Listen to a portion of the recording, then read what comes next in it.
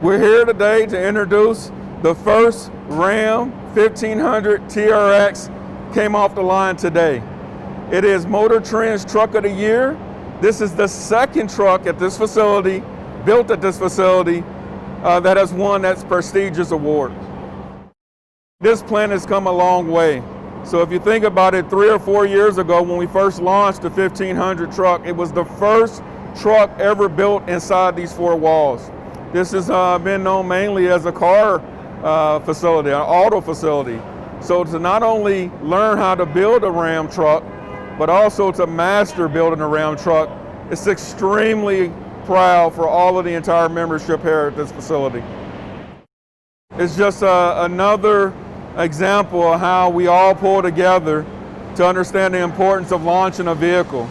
It takes a lot of man hours to do such a thing, but more importantly, it takes a full membership to be engaged.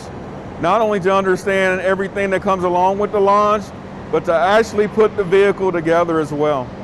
So I think they're extremely proud to see and hear this vehicle come off the line.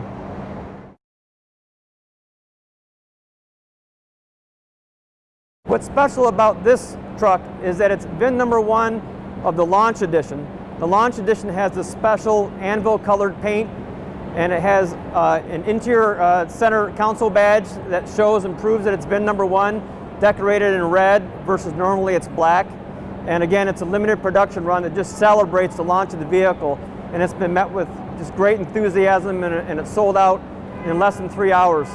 So today is a very symbolic day of the first one coming off the line.